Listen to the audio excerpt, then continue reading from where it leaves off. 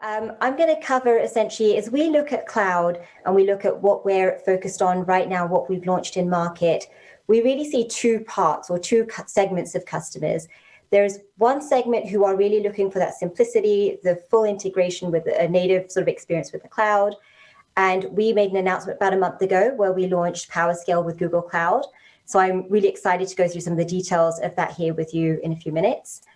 And then the other half of that equation is the customers who are looking to leverage, whether it's applications, compute, or services from multiple clouds. And so that's really our vision behind what we want to do with multi-cloud. And there's our cloud storage services opportunity, which is really where we're allowing customers to have just that, where they move away from having to manage the infrastructure, but they're also not locked into any particular cloud, and it gives them that neutrality of being able to use whatever's good with whichever public cloud vendor based on what their requirements are.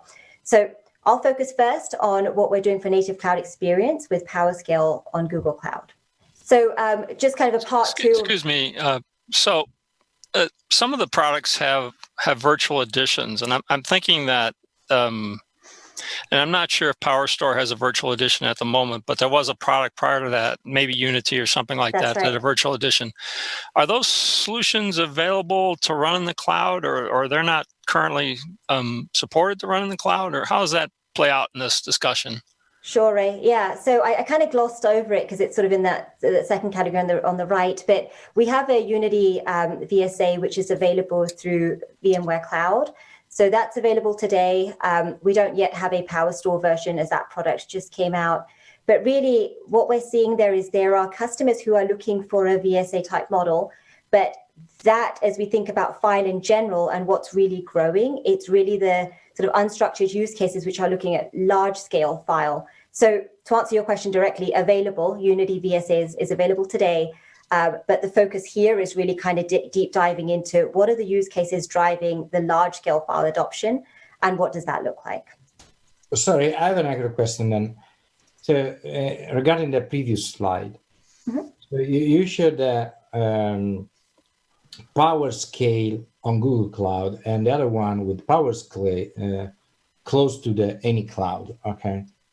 And from the previous presentation on PowerScale, looks like the only difference between the two is the user interface. I mean, once on the right, we have something that you buy, you deploy, maybe also with a subscription model, but there is a huge commitment from the customer on that.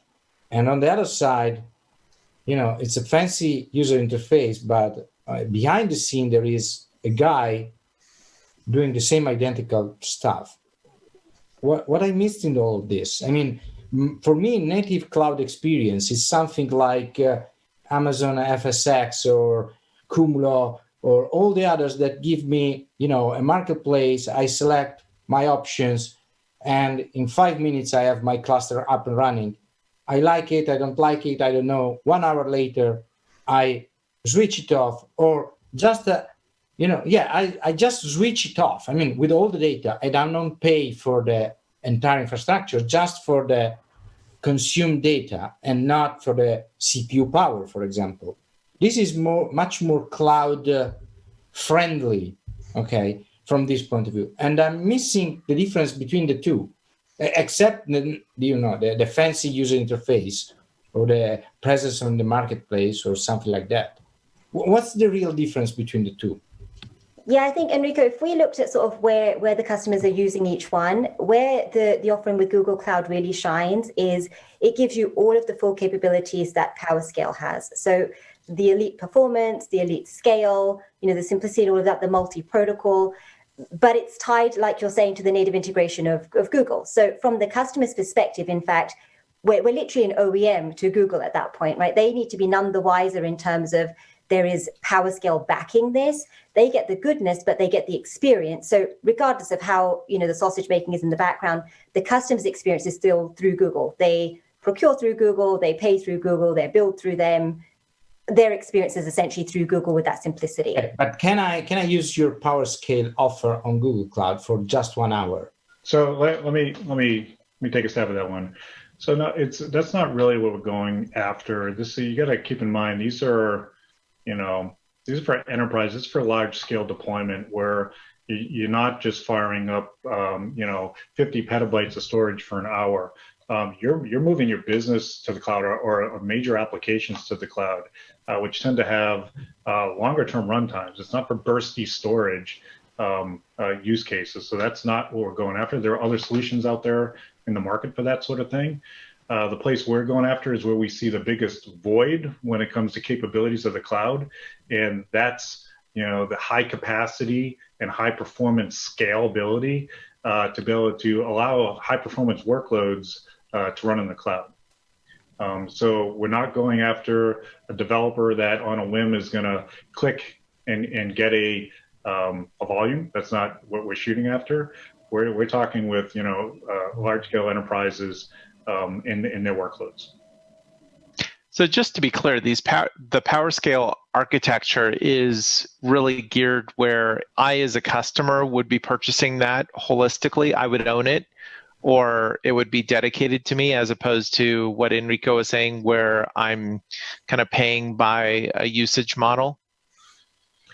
It's a subscription model. And so you don't own it, and the customer doesn't operate it. And I think this is a big difference here. We take on the operations of it. So, when you ask if it's cloud-like, it absolutely is, because you're free of operations. You're not doing software upgrades or node management or network setup or any of that. That's all. Got it.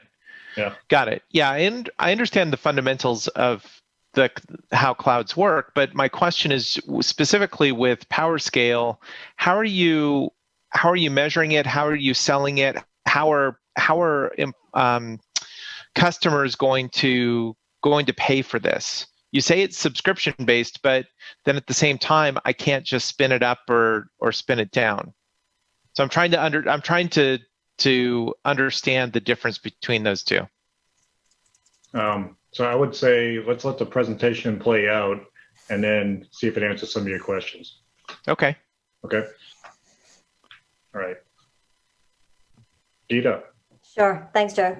So as I was saying, I think essentially what we're seeing is file is where the puck is at right now, where customers have a need for large scale file. They have it on-prem. We're seeing that real growth, the triple number you see up there, but we're not seeing that opportunity in the cloud. And I think the things that when we ask our customers that we're hearing back is, one, hybrid cloud is real for them. So they need a solution that's going to give them that interoperability with what they're doing on-prem. They need the predictability and scale performance capacity.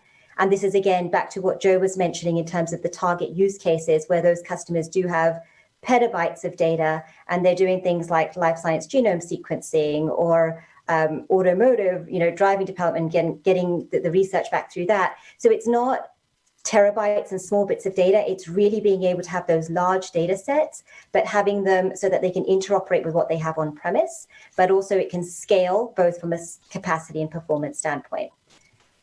And then finally, it's really that enterprise grade resilience. So, we talk about snapshots, we talk about the capability of getting optimized solutions, and all of that really comes back to what Dell has historically done with the storage business, is that we've really grown a reputation that has solid capabilities when it comes to things like moving your data or protecting your data or snapshotting your data. All of those capabilities are the other things that customers are looking for when they're moving those large amounts of data to get the confidence. So as we look at what we need to focus on, that's really what led us down the path of building this particular solution with Google, so that we had that interoperability. That's what we've designed for, but we've leveraged the core capabilities of PowerScale to address the scale, the capacity, and the resilience.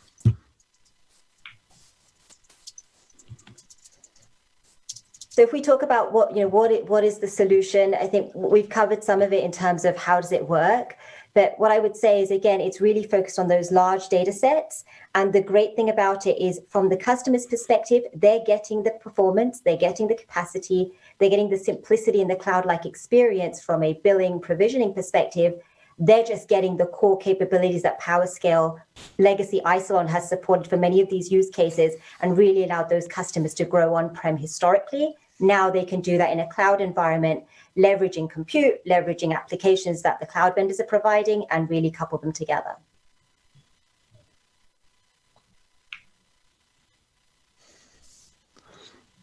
So those capabilities, I talked about scale, I talked about performance. 50 petabytes is currently what we can scale to in a single namespace.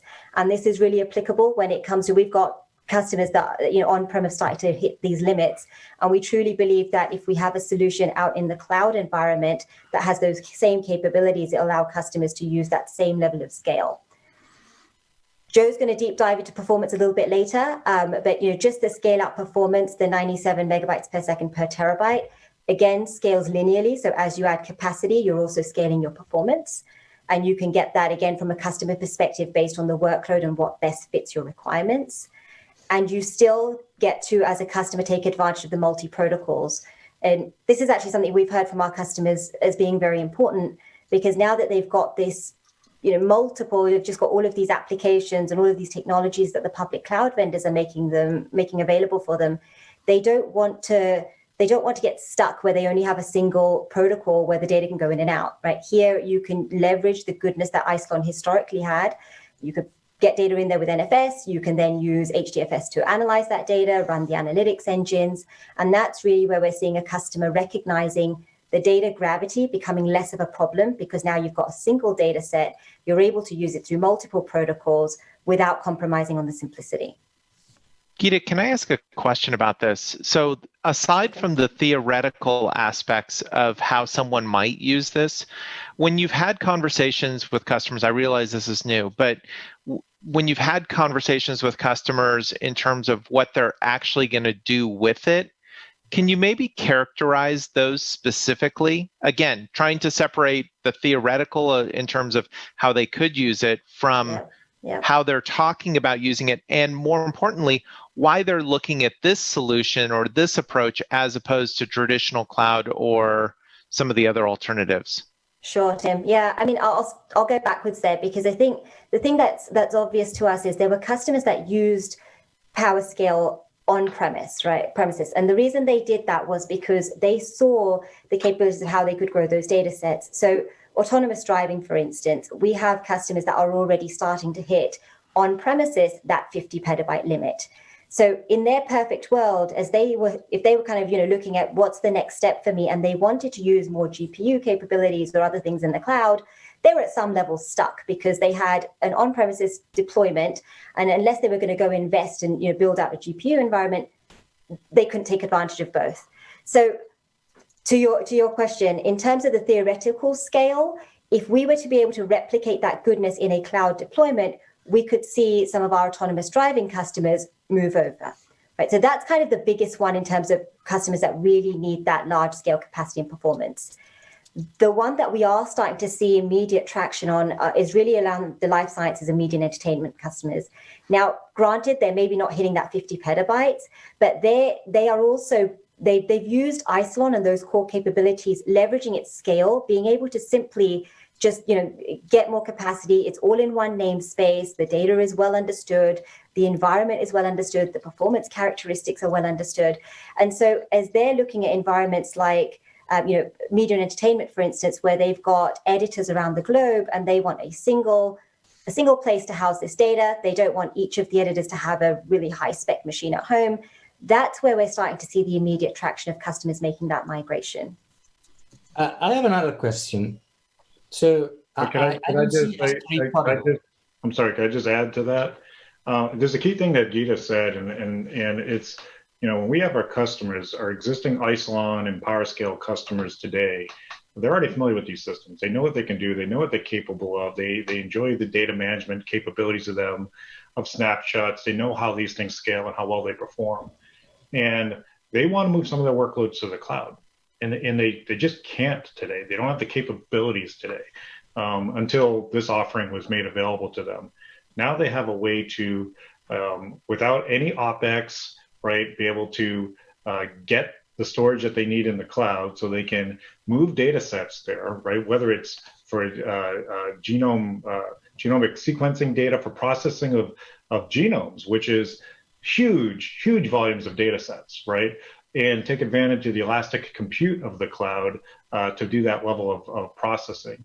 This gives them a seamless experience between the systems that they have already to allow for hybrid architectures into Google Cloud, so they can take advantage of that compute, which is something that they're investing less in data centers, because the cloud's promise of that elasticity of compute is what they're after.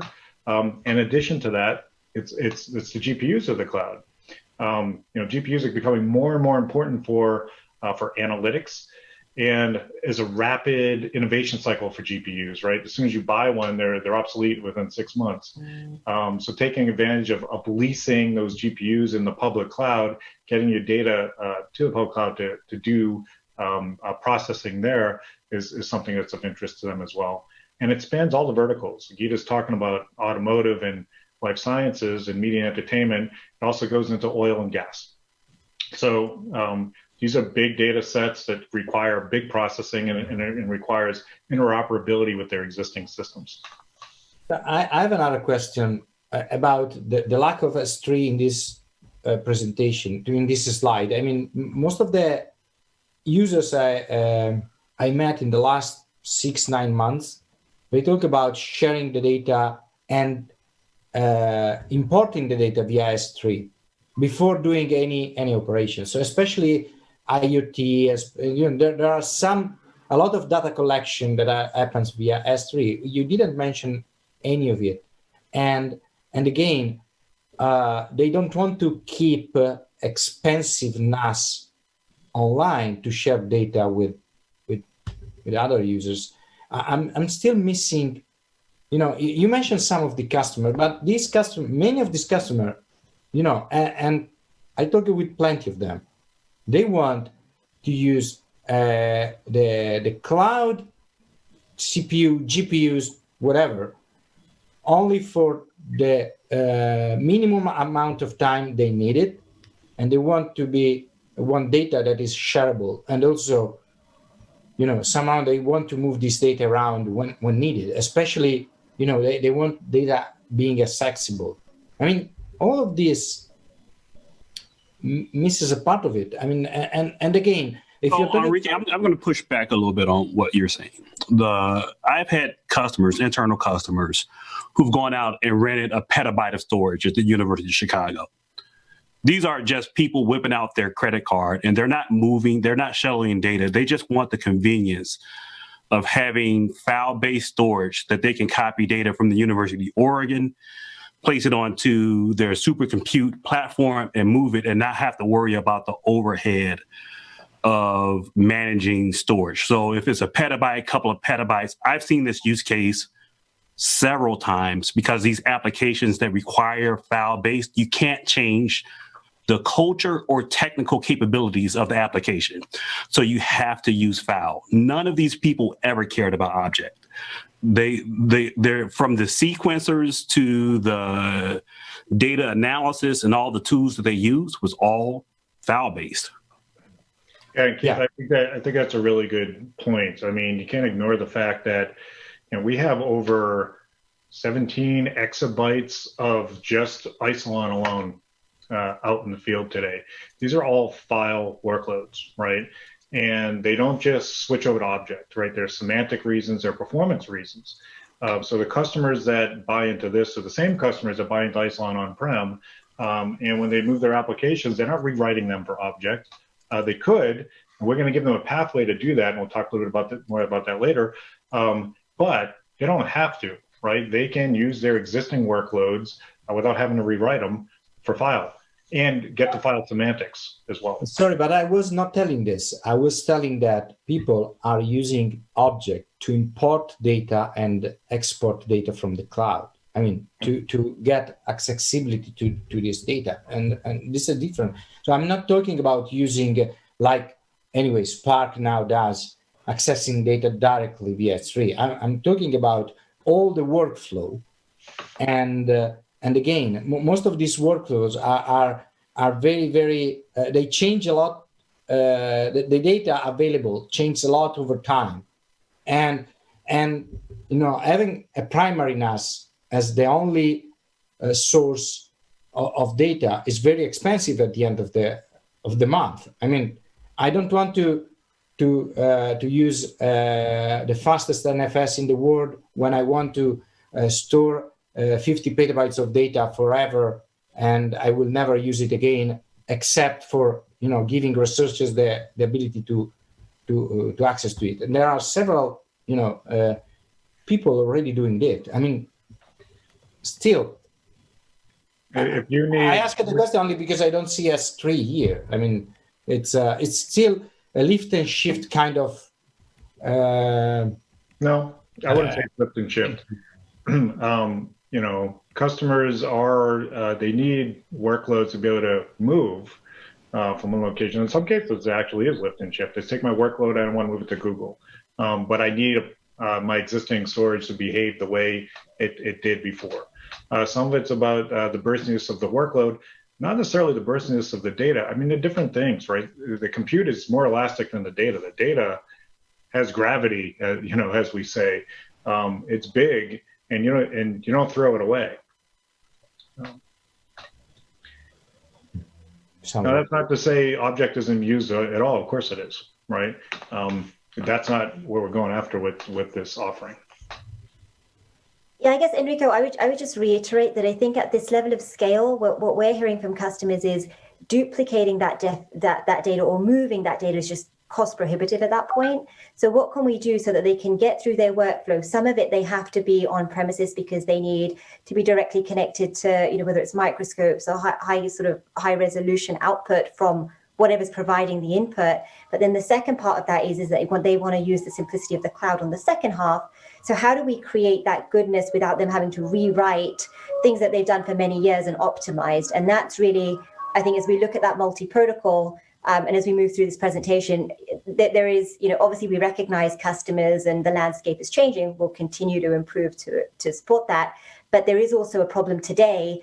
Otherwise, I think that 50%, that we're seeing on premises with file data, why are we not seeing it in cloud then, right? So there's clearly a gap somewhere because those customers are asking for it. And if there was a solution that met that requirement, they probably would have moved. So I think that's really that it's the scale and the gravity and that being cost prohibitive at this point is really what we're seeing as an immediate challenge for the customers to make that change. I think what's confusing to me, there's been a whole bunch of things that have been said that's been confusing, right? And I do think use cases are really important to define because you're also competing just with your server team. I mean, your server team for this use case that we're talking about, how many of the top 100 supercomputers are running on Dell servers?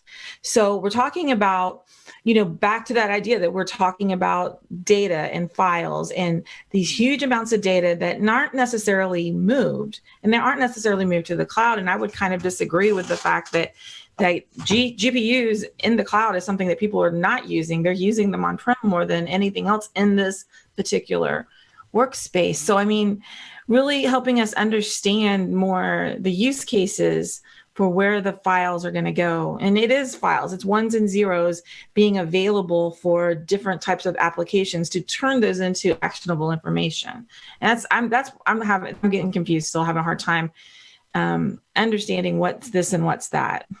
One point I want to pick up on there, you mentioned we're competing with our own server products. We're that decision is not up to us, right? It's up to the customer and where they want to run their workloads. They're the ones making the decisions as to whether they want to run their applications on-prem or whether they want to run them in the cloud. So I wouldn't say we're competing. We're enabling our customers where they want to go in their journey. Okay, so I guess just kind of adding to that, as we talk about even moving the data, I think Enrico, you said customers just want to move the data. At some level, it's even the simplicity in being able to move the data, right? So if you have to have other tools that you need to deploy to move that data, it doesn't give you the same level of security, resilience, cost becomes a problem. I think that's the other piece that we're seeing, that as we look at this hybrid model, for the customers to truly realize that hybrid model, they're going to need data in both places, on premises at certain times, in the cloud at other times.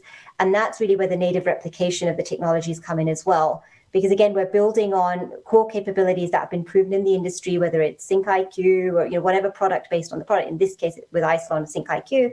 But it's really that core technology that allows you to encrypt the data. You're able to move it over. It's encrypted on both ends. You've got that level of security from a customer perspective to know that you've got no loose ends or anything to worry about in that process. Another point we should make about replication, I mean, not all the file services in the cloud even allow for native replication from systems on-prem into the services in the cloud. We did that on day one, and in addition, one thing that's really nice about the replication engine within PowerScale is it's highly parallelized. Where it could do multiple parallel streams of I/O from point A to point B to get the data to its destination much faster, much more efficiently. So I know there was a question earlier as well on, how is this thing priced? How do we sell it? And Joe covered some of that. It is subscription based.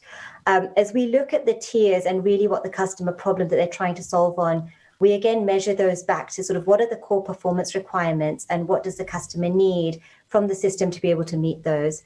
So there is a range in which the pricing sort of covers. It's paid on a drip. But essentially, as we look at those tiers, the top tier there is really aligned for the highest performance. So those, again, tie back to the HPC requirements, automotive design, genomic sequencing. We covered some of those.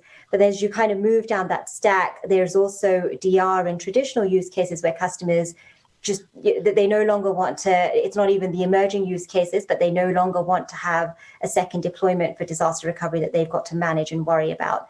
So those tiers are appropriately priced based on the customer value, and that's really how we transact this business. What's the minimum subscription length and what's the least amount of storage that a customer can get? And also, can they actually purchase this from the Google Marketplace? So they can purchase from the Google Marketplace. I believe it's 120 terabytes, Joe, if you can keep me honest, in terms of the smallest capacity that the customer can purchase. Right. Okay, I looked on the Google Marketplace, and the only thing that I saw was something called Dell Technologies Cloud 1FS. Is that this? That is this. We just obviously announced the PowerScale brand, so we're going through the process of, 1FS is the core operating system. As we rebrand this, you'll see that get updated. We've just got a bit of a lag. And so when I looked at that to purchase it, it looked like it sent me to the Dell website. Well, I don't know why I sent you to the Dell website, but we can get you information on how to see. Are you asking access to what the pricing is? Is that what you're trying to find? Because we can connect you with that out of band. Enrico, I mean, you raised the question about the data. Maybe I just want to store it there and I want to actively use it all the time. Part of the reason why these tiers exist is for customers that maybe they want to use it just as a second copy and not necessarily activate it at the highest performance levels. And that's what tier 4 is there for use cases like that. So, Joe, one of my biggest frustrations with these platforms in general is trying to figure out this tiering problem, especially in research and media. When I tier storage and I need that data to be hot again, I think to Enrico's point, if I have 50 petabytes of storage just waiting to be activated at any time, I haven't figured out how to solve that problem. Have you guys done work in that area of helping us to manage this cold data problem and research that can be hot at any time? Not in the context of this offering. These tiers, and maybe it's poorly named, it's not really about hot, cold tiers. It's more about what price point, what performance point are you looking for? So you want the high performance one at 97 megabytes per terabyte, or do you want the lowest performance one at 2 megabytes per terabyte? And the costs range, as you can see at the bottom there, from 3 cents to 23 cents. So these are really pricing performance tiers.